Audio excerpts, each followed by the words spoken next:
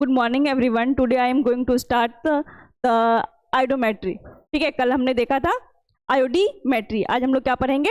Iodometry पढ़ेंगे। ठीक है, तो हमने कल देखा था कि आयोडीमेट्री एंड आयोडोमेट्री में आयोडीन का इन्वॉल्वमेंट होता है।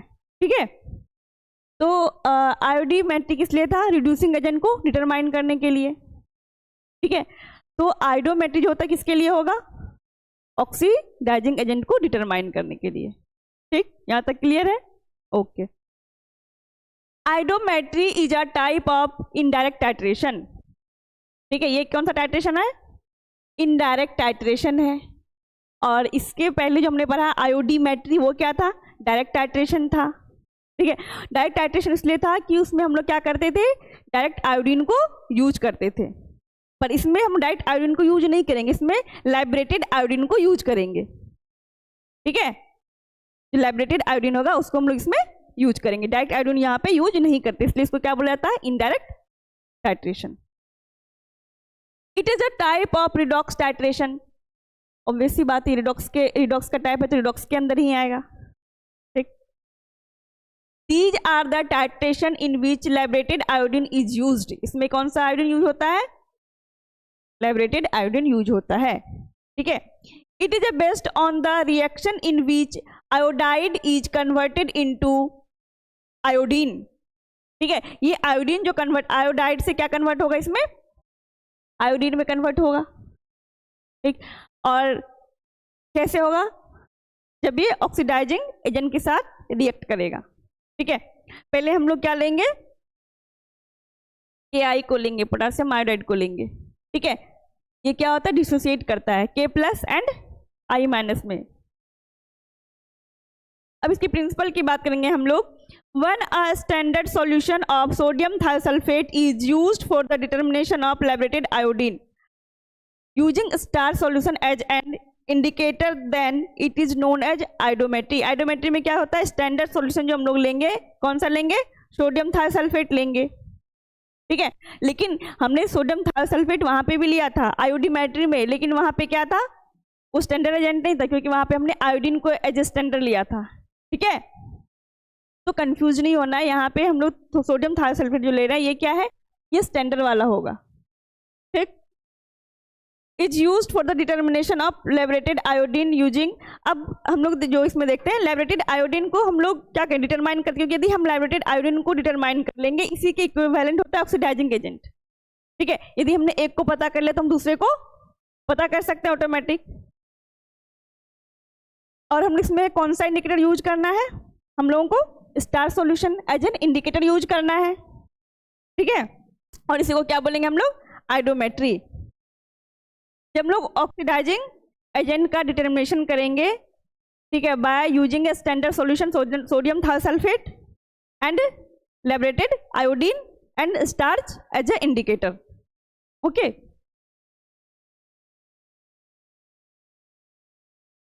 अब इसकी हम लोग मेथोडोलॉजी की बात करेंगे, प्रोसीजर की बात। सबसे पहले करेंगे prepare a sample how free iodine is liberated and titrated. अब देखो यहाँ पे जो है हमारा आयोडीन जो लैब्रेटेड वाला वो कैसे आएगा?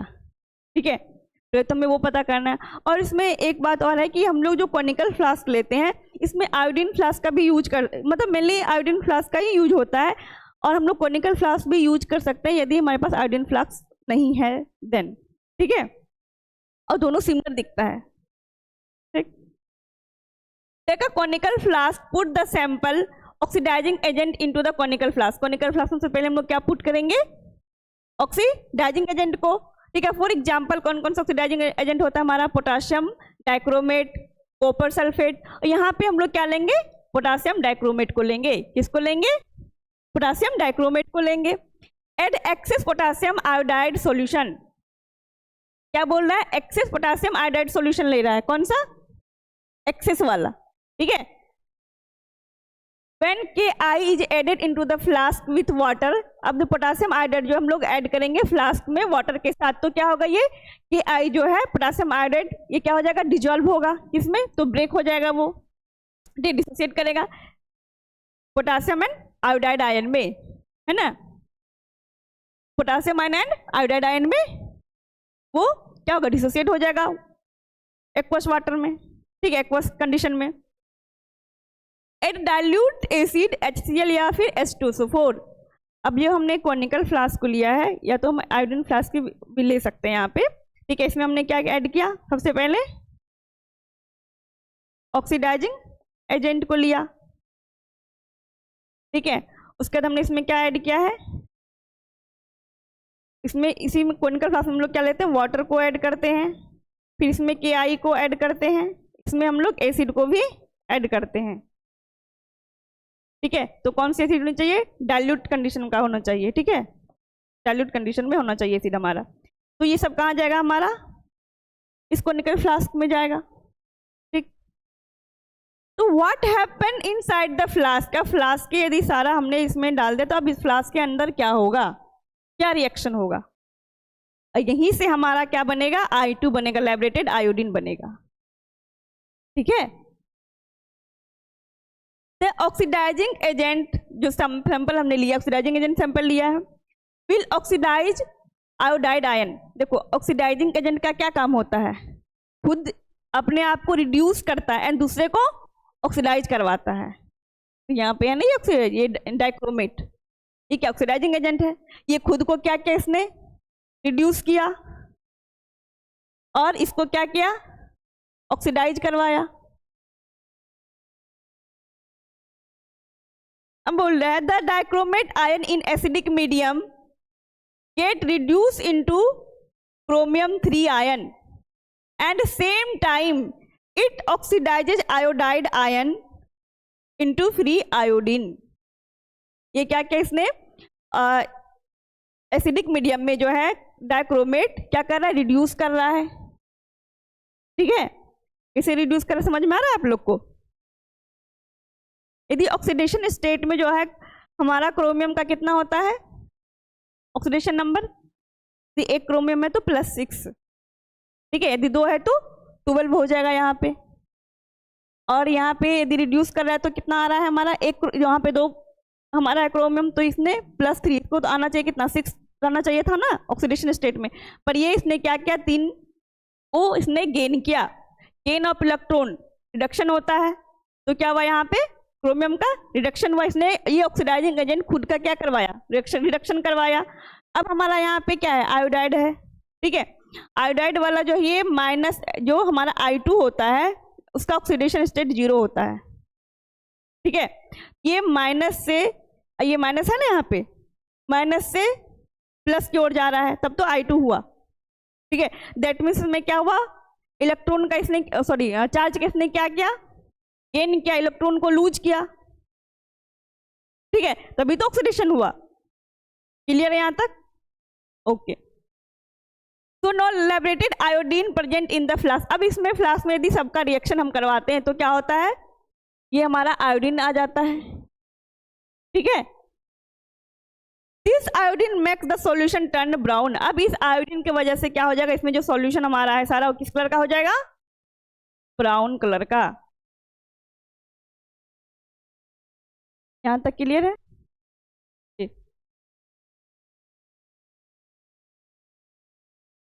ये तो हमने किसकी बात कर ली, कॉनिकल फ्लास्क की। अब हम लोग किसकी बात करेंगे, ब्यूरेट की। अब in the burette take standard sodium thiosulphate solution, और ब्यूरेट में हमें क्या लेना है, स्टैंडर्ड सोडियम थायोसल्फेट लेना है, ठीक है, ये स्टैंडर्ड लेना है। और जस्ट हम यदि लास्ट क्लास की बात करें आयोडीमेट्री का, उसमें भी हमने यही लिया था, सोडियम थायोसल्फेट लिया था, लेकिन वो स्टैंडर्ड नहीं था, वहाँ पे हमने क्या लिया था, एज ए एनालाइट मैंने उसको यूज किया था, और वहाँ पे स्टैंडर्ड सॉल्यूशन हमने आयोडीन का लिया था, ठीक है। Sodium thiosulphate solution is not a primary standard, ये प्राइमरी स्टैंडर्ड नहीं होता है, तो उससे पहले इसको क्या करना पड़ेगा, स्टैंडर्डाइज करना पड़ेगा।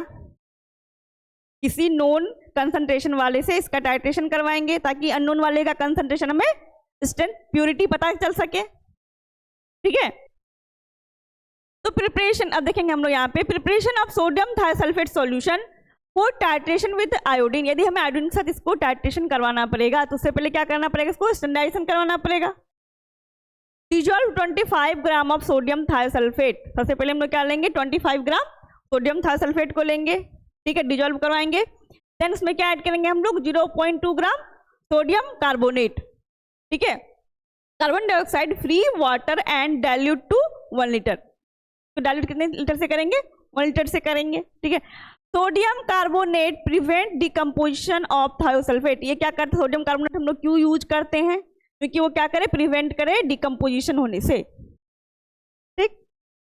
Hence it must be standardized against the primary standard such as potassium dichromate, potassium iodate and arsenic trioxide।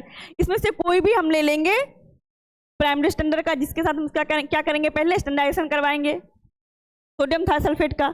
यदि सोडियम थायोसल्फेट का स्टैंडर्डाइजेशन हो जाएगा देन हम उसको क्या करेंगे? ब्यूरेट में फिल करेंगे एज ए स्टैंडर्ड सॉल्यूशन।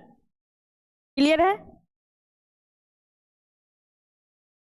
अब कहेंगे हम लोग क्या है, जब हमारा ब्यूरेट भी रेडी है एंड कोनिकल फ्लास्क में भी हमने सैंपल को रेडी कर लिया है, तो इसके आगे क्या स्टेप होगा? टाइट्रेशन का। Start the titration. Slowly add sodium thiosulphate from the burette into the flask which contain iodine. Flask में तो I2 लिबरेटेड आयोडीन हमारा है, ठीक है। तो हमें क्या करना है? ड्रॉप वाइज सोडियम थायोसल्फेट जो स्टैंडर्ड सॉल्यूशन हमने ब्यूरेट में फिल किया है उसको क्या करना है? ड्रॉप बाय ड्रॉप उसको कोनिकल फ्लास्क में ऐड करना है, ठीक है। As iodine disappear the brown colour fades. अब हमने देखा था कि I2 के आने की वजह से कलर का कैसा आ गया था? ब्राउन कलर आ गया था। अब जब हमने सोडियम थायोसल्फेट को ऐड किया तो कलर का क्या हो रहा है? फेड होते जा रहा है, तो वो हल्का येलो कलर का बनेगा, पेल येलो कलर का चेंज होने लगेगा, ब्राउन से येलो कलर में चेंज होने लगेगा यदि उसमें हम लोग सोडियम थायोसल्फेट को ऐड करेंगे, ठीक है।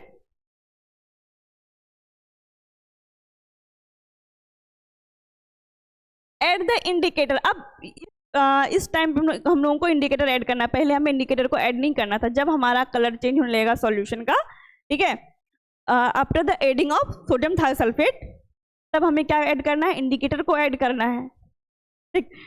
Near about the equivalence point या फिर मतलब इंड पॉइंट के करीब में जाके पहले, और हमने पहले जो टाइट्रेशन करते थे हम लोग सेम टाइम पे इंडिकेटर भी ऐड कर देते थे, ठीक है। यदि हम इंडिकेटर इसमें भी ऐड कर देंगे हमें प्रॉब्लम आएगी इन पॉइंट को डिटेक्ट करने में, तो इजीली हम इन पॉइंट को डिटेक्ट नहीं कर पाएंगे। इसके लिए हम लोग क्या करते हैं? इसमें इंडिकेटर जो ऐड करते हैं कब करते हैं? Near about the end point. When the brown color becomes pale yellow, add a few drop of starch solution। ये starch solution हमारा क्या है? इंडिकेटर है, ठीक है। The solution will turn deep blue। अब येलो से कैसा कलर हो जाएगा? पेल येलो से डीप ब्लू कलर का हो जाएगा। ये आयोडीन है, आयोडीन से यदि हमारा स्टार्च रिएक्ट करता है तो कलर ब्लू देता है हमेशा, ठीक है। Because starch form a blue complex with iodine. Starch क्या करता है? ब्लू कॉम्प्लेक्स फॉर्म करते हैं, इसके साथ? आयोडीन के साथ, ठीक है। ये आयोडीन है, इंडिकेटर है, कैसा कलर दिया? ब्लू कलर शो किया। अब कब करेंगे? Reach the end point. अब हमारा इंड पॉइंट के करीब पहुंच गया, इंड पॉइंट आ गया, तो कंटिन्यू अब मतलब पहुंचने वाला, रीच मतलब थोड़ा देर पहले इंड पॉइंट से थोड़ा पहले हमने इंडिकेटर को ऐड किया था, ठीक है। उसके बाद हम फिर उसमें ऐड करेंगे सोडियम थायोसल्फेट, क्योंकि अब पूरी तरीके से इंड पॉइंट को हमें डिटेक्ट करना है, ठीक है। तो continue adding sodium thiosulphate drop by drop, ठीक है। फिर से हम क्या करेंगे? कंटिन्यू ऐड करेंगे सोडियम थायोसल्फेट को। As the last trace of iodine react the blue colour disappear. अब क्या होगा? अब ऐसा इंड पॉइंट पे ऐसा हमें दिखेगा कि जितना भी ब्लू कलर था वो क्या हो गया? कलरलेस हो गया, डिसअपेयर हो गया, ठीक है, ट्रांसपेरेंट हो गया जो हमारा सैंपल था।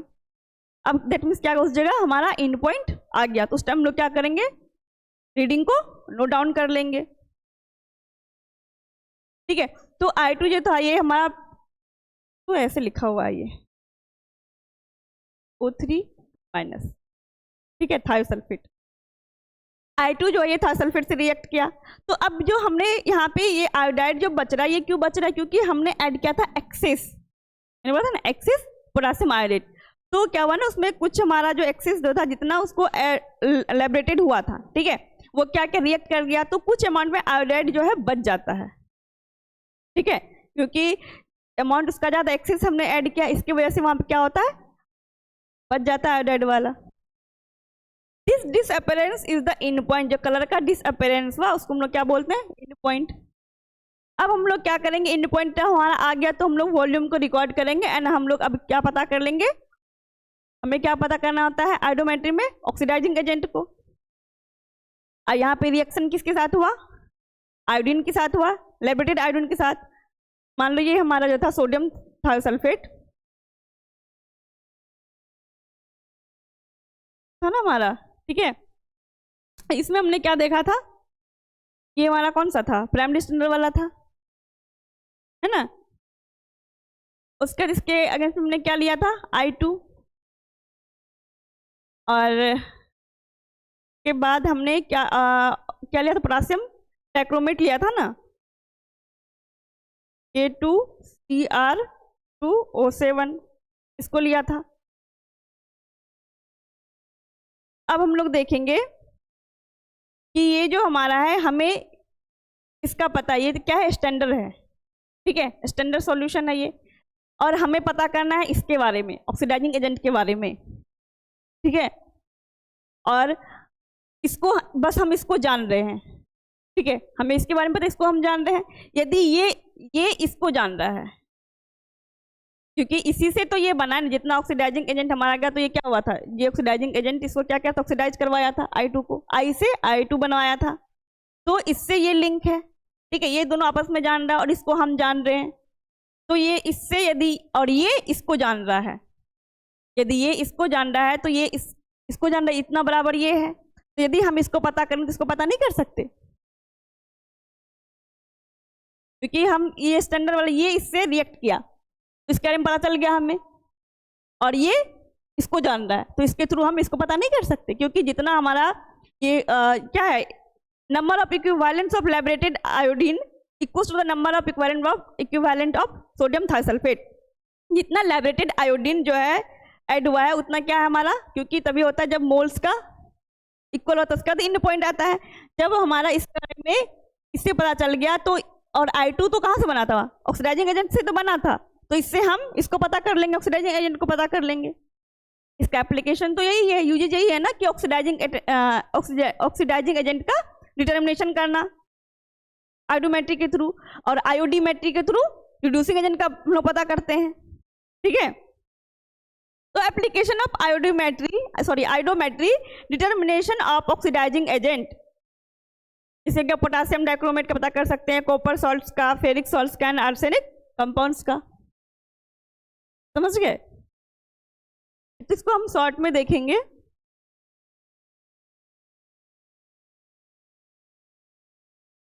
प्रिंसिपल क्या है इसका, आयोडोमेट्री क्वांटिफाइज ऑक्सीडाइजिंग एजेंट, इसको क्वांटिफाई करता है, किसका डिटर्मिनेशन करता है, ये ऑक्सीडाइजिंग एजेंट का, यदि आयोडो का बात करेगा तो, ठीक है, और आयोडी का बात करेगा तो रिड्यूसिंग एजेंट का।